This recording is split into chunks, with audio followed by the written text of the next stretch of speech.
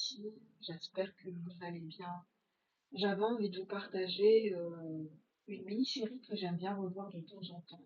Elle me plonge dans cette thématique de la mémoire des lieux. C'est très intéressant, la mémoire des lieux. C'est de Stephen King. Ça a été... alors, je pense, j'ai cherché, hein. Il n'y a pas de livre qui existe à proprement parler. C'est Rose Red. Rose Red. Ça a été adapté.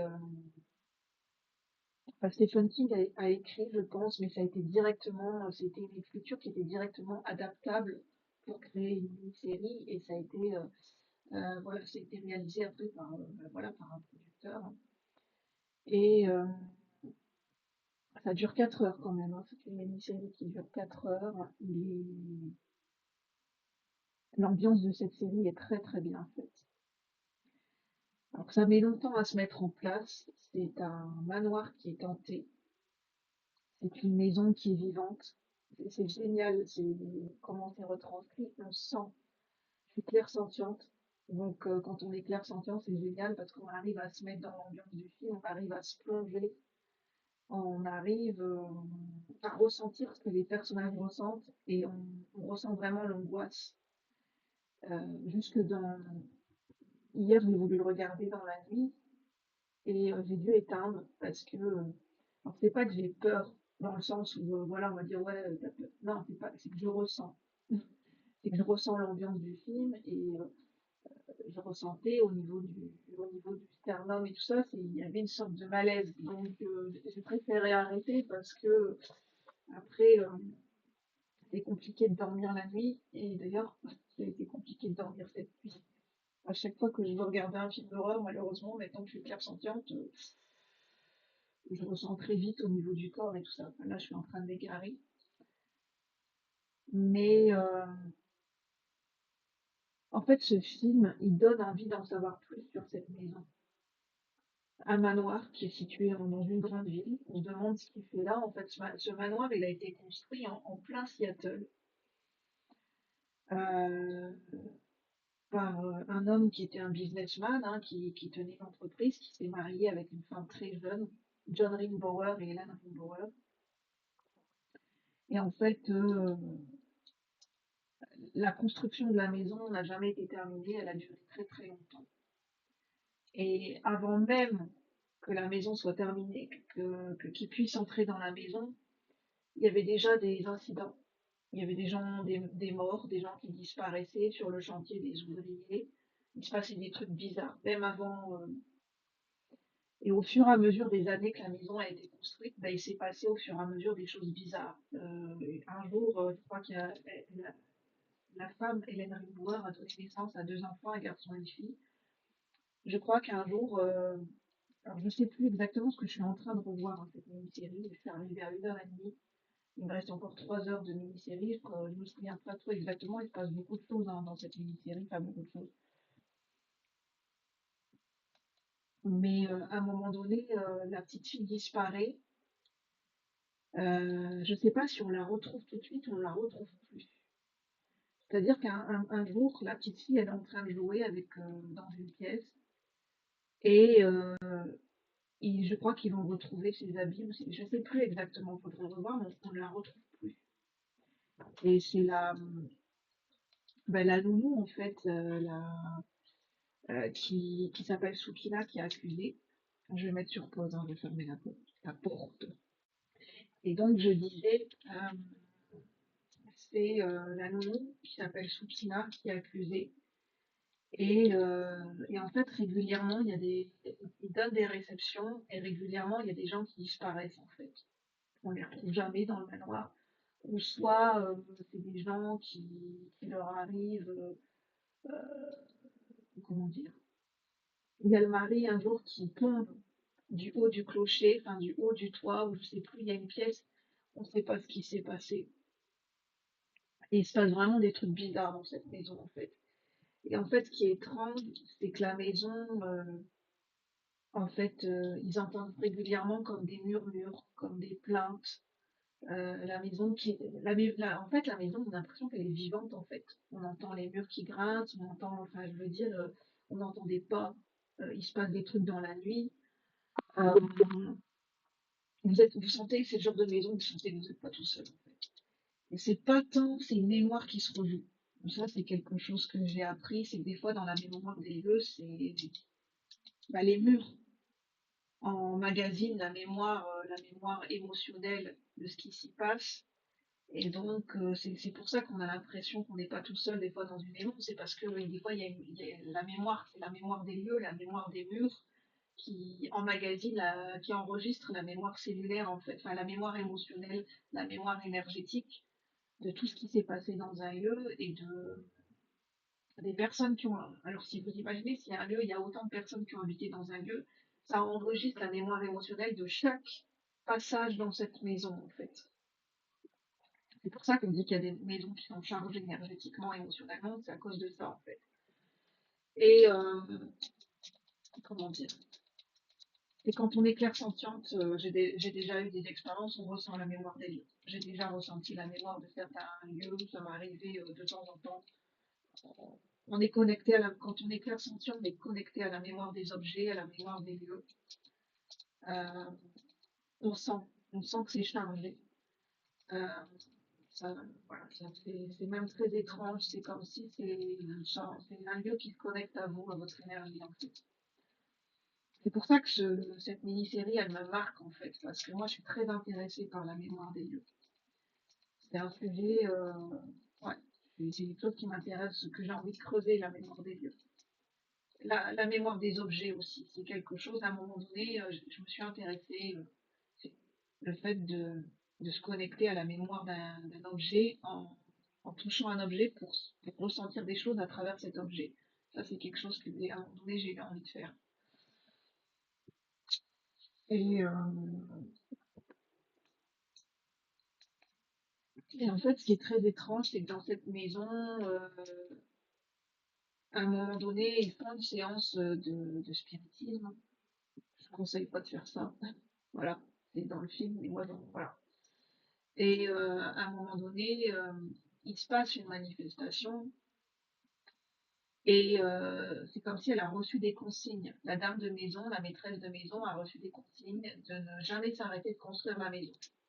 Comme si elle a reçu des consignes très précises, que la maison, elle devait inventer tout le temps des nouvelles pièces, tout le temps des nouvelles constructions, des pièces, parce que la maison, elle avait besoin de se nourrir.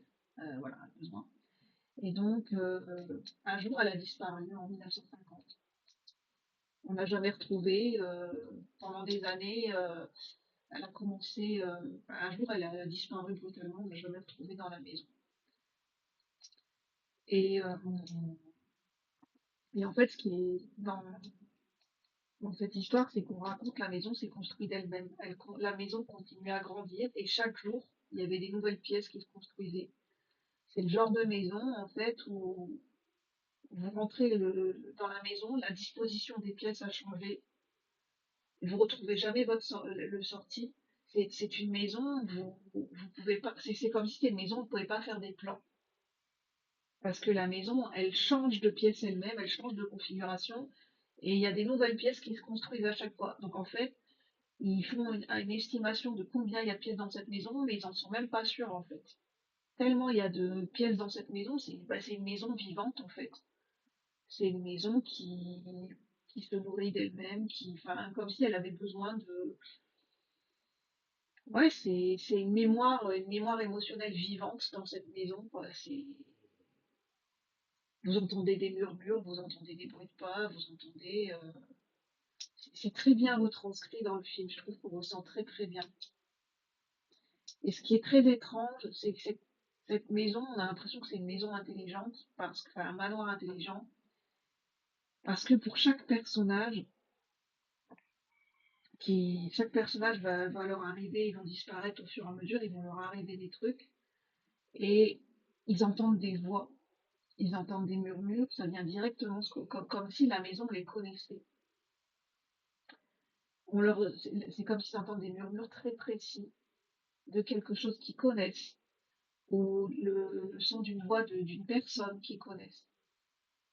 Et donc forcément, ça les attire. C'est comme si la maison, elle les attire dans un endroit très précis, dans une pièce très précise, et la maison les isole des autres personnes. La maison les attire quelque part, grâce à des murmures, bah, grâce à des choses que la maison connaît. On a l'impression que la maison, elle vous connaît avant que vous arriviez. Même au début, c'est c'est des gens qui ont des capacités psychiques, hein, qui veulent faire une enquête sur cette maison. En fait, ils ont tous des capacités psychiques. Il y a des voyants, il y a des médiums, il y en a qui se connectent à la mémoire des lieux par les objets. Il y en a une, c'est l'écriture automatique. Enfin, ils ont tous des différentes capacités et, ils ressentent tous en fait, ils ressentent tous que comme si la maison les avait appelés, comme si la maison les connaissait et qu'elle savait qu'elle les attendait. Il a une ambiance, je dirais pas angoissante, cette mini-série, mais très très étrange. Parce qu'on a l'impression qu'à la fin de cette mini-série, il s'est passé 4 heures, on a l'impression qu'on ne connaît rien de la maison. C'est-à-dire que à la fin, ils ont visité la maison, on ne connaît toujours pas les mystères de ce manoir. On sait qu'il s'est passé des phénomènes. On, on a l'impression on peut pas connaître les mystères de ce manoir, en fait. Cette maison, elle ne se laisse pas connaître. Elle ne,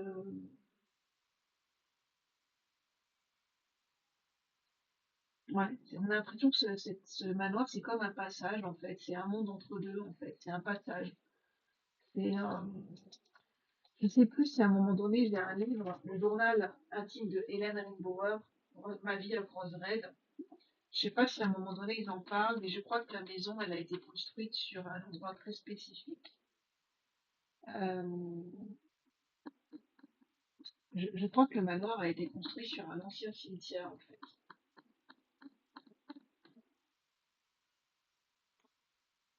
Enfin, c'est ça. En fait, de ce que je retiens, c'est que dans ce film, on voit bien la maison, elle est vivante, en fait.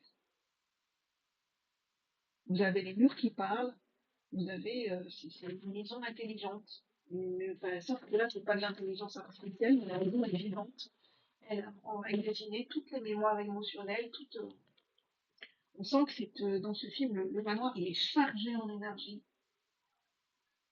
Et dès qu'il y a une personne qui rentre dans une pièce, la maison, ça y est, elle se connecte à la personne, enfin voilà, les voix réapparaissent, il y a quelque chose qui se met en place, il y a une mémoire qui se rejoue, ça y est, la maison se réveille. Enfin, c'est comme une boucle temporelle qui se réouvre, et il y a un passage qui se fait entre le passé et le présent, et ce sont deux réalités, deux lignes temporelles qui se connectent. Bon, plusieurs lignes temporelles, parce qu'il s'en est passé des choses dans cette maison. J'avais envie de vous partager cette mini-série parce qu'elle est super intéressante. Moi qui m'intéresse aux capacités psychiques et à la mémoire des lieux, voilà. J'aime bien revoir de temps en temps cette mini-série. J'aime bien me plonger dans l'histoire des personnages. Elle est bien faite, cette mini-série.